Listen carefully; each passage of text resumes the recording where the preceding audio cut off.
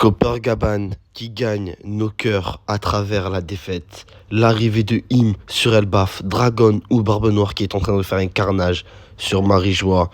Et Brook, papa, quel chapitre de fou. Yo les gars, c'est le révolutionnaire. Aujourd'hui une nouvelle vidéo revue du chapitre 1149 de One Piece qui est pour moi pour l'instant le meilleur chapitre de l'arc Elbaf. Et celui de la semaine prochaine sera tout aussi extraordinaire. Bien évidemment, avant de commencer, n'hésitez pas à liker et à vous abonner. Et nous, on commence la review directement avec le color spread. On va s'arrêter 2 petites secondes sur le color spread parce qu'on sait que Oda il aime bien cacher des choses dans les color spread. Je vous rappelle qu'il nous avait annoncé la mort de Ace à travers un color spread. Et regardez, dans le color spread, Bonnie en bas à gauche, elle tient un truc, on voit pas ce qu'il y a écrit en bas, mais au-dessus il y a écrit RIP. Ça annonce quelque chose. Je pense vraiment que ça annonce quelque chose. Je sais pas de quoi ça va parler. Est-ce qu'il y aura une mort sur Elbaf?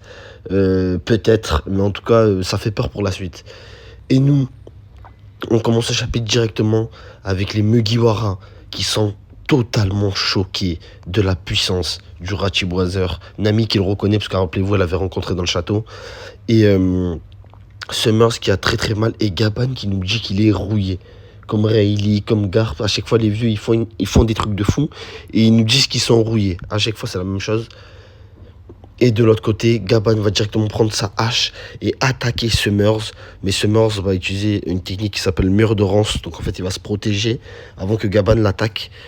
Et Summers va lui dire, le Rachiboiser, qu'est-ce que tu fous à Elbaf? Et Gaban, c'est là où on voit qu'il est très différent de Rayleigh. Il lui dit, je suis pas là pour taper la discute. Il continue d'attaquer et il se prend des échanges de coups.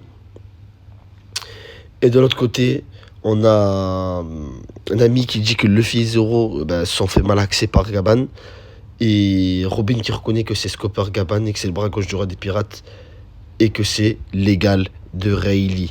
Chopper qui est en train d'analyser. Chopper qui était très nul jusqu'à présent. Mais là, dans ce chapitre, on va voir que Chopper il va faire quelque chose de plus ou moins intéressant. Et donc du coup, Robin va essayer d'attaquer, mais Jinbei va lui dire ça sert à rien, laisse tomber, le fruit que possède Summer, c'est le counter parfait pour te vaincre. Et donc du coup, là, incroyable, Gaban, puisque Summers va utiliser une technique ronce impériale enfer écarlate.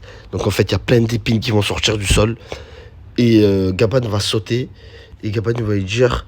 J'ai pas que ça à faire là. Donc Gaban il est vraiment pressé, il a son fils à y sauver. Et Gaban va utiliser une nouvelle technique qui s'appelle le Futen Raku. Je kiffe le nom de la technique, ultra stylé. Et il va tout simplement éclater Summers. Première victoire de Gaban dans le manga One Piece. Victoire face à Summers de Shabai Divin. Début du palmarès on va dire pour Gaban en termes de fight. Et il a tout simplement éclaté. Hein. Et derrière Gaban il allait se prendre les épines mais il enchaîne, il s'arrête pas là. Et du coup, il course, il dit « Coron, ne t'inquiète pas, j'arrive. » Et Chopper, au lieu d'aller libérer les autres chevaliers divins, qu'est-ce que fait Chopper? Il course Gaban. Parce que Chopper, c'est le seul parmi tous les idiots là, de l'équipage à s'être posé la question et à avoir réfléchi, à avoir dit « Mais comment est-ce qu'il a fait ça? Pour trancher un type immortel, il doit y avoir un truc. » Et donc Chopper sera-t-il le premier à apprendre ça, sachant qu'on sait que Chopper avant l'ellipse, sa spécialité c'était de trouver les points faibles des gens. Et donc à côté on a Killingham qui a brûlé la bibliothèque avec Ange. Vraiment Killingham lui dans son côté il fait ce qu'il a à faire. Et là on a la petite Ronja qui est dégoûtée d'avoir survécu forcément parce qu'elle se dit qu'on a brûlé l'histoire juste pour sa simple vie et donc elle est dégoûtée. Et Gaban débarque, mais là ça va aller très vite là ce qui va se passer. Gaban débarque, Gunko est en face de lui, et en gros il lui dit vous n'avez pas le droit de faire tout ce que vous faites, les gosses, l'histoire et tout ça, vous avez pas le droit de faire ça. Et les enfants se retournent et le voient arriver, l'appellent Monsieur Ya, et Gaban il dit dans sa tête surtout Coron ne m'appelle pas. Ils doivent pas savoir que t'es mon fils, sinon on est dans la merde. Ils vont se servir de toi pour m'atteindre. Comme je vous l'avais dit dans la dernière review, pour avoir Gaban, il faudra toucher son point faible, à savoir Ripley ou Coron. Et donc derrière, du coup, Coron, est-ce qu'on peut vraiment lui en vouloir? N'importe qui à sa place. T'es un enfant, tu te fais capturer, c'est la merde. tu vois ton père, tu le vois comme un héros, c'est ta fierté. Et tu dis aux autres enfants, ouais, c'est mon père et tout, je suis trop content. Et donc, du coup, c'est ça qui va amener à la perte de Gaban. Parce que derrière Gunko, en entendant ça, il sait qu'elle n'a pas le level en fait pour affronter Gaban. Elle va directement aller attaquer Koron. Et elle va prendre une épine pour essayer de trancher. Et Gaban va dire, je n'ai qu'une seconde. D'où le titre du chapitre qui s'appelle Une seconde. Il va dire, j'ai qu'une seconde pour la fumer. Donc Gaban est sûr de lui. En une seconde, il pourra la fumer. Mais est-ce que Koron sera encore en vie d'ici une seconde? C'est ça la question. Et Gaban qui va demander à son fils, reste fort. Je sais que tu es un guerrier. Reste fort. Et Koron, quel fils. Il va lui dire, t'inquiète papa, je vais résister. Fais ce que tu as à faire. Et là, on a un flashback magnifique. Gaban, là, il est rentré dans nos cœurs à tous, je pense. Et on le voit, son trésor le plus précieux, c'est son fils. Et donc là, regardez la case, la haine qu'il a. Il est sur le point de dégommer Gunko. Mais, acquis de l'observation, c'est Gaban, il est là-bas, acquis de l'observation. Il voit que son fils se fait tuer. Il peut pas laisser son fils se faire tuer. Il jette les armes, il se fait planter par Gunko.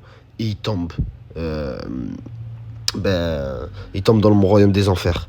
Quel GOAT, Gaban vraiment exceptionnel, meilleur personnage de l'arc jusqu'à présent. Oui les gars, il a dépassé Loki pour moi, incroyable. Et Chopper qui est là les gars, faut pas l'oublier. Chopper est là, le voir tomber, est-ce qu'il va le récupérer, on verra.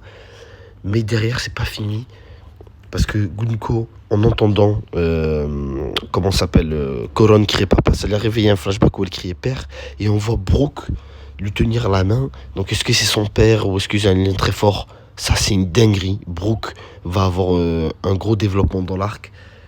Et Gunko, en fait, qui est gentil, qui est juste une marionnette, va essayer d'aller récupérer Brook, mais elle va se faire contrôler par Im. Im qui va dire, pourquoi est-ce que vous traînez, la Terre Sainte est en flamme, il nous faut des renforts. Donc là, je sortirai une vidéo prochainement, parce que ça veut dire que ou Dragon ou Barbe Noire a fait un carnage à Marie-Joie, et ça va être une dinguerie. Et donc du coup, la dernière case, oui je sais le chapitre, il y a tellement de choses à dire, c'est Gunko qui se fait posséder par Im. Et on voit les attraits physiques de Im à travers Gunko, c'est-à-dire les yeux, vous avez vu les yeux là du démon, les cheveux, tout ça. Ça va être une dinguerie les gars, je vais sortir plein de vidéos là prochainement parce qu'il y a trop de choses à dire. Bref les gars, c'est la fin de la vidéo et moi je vous tiens.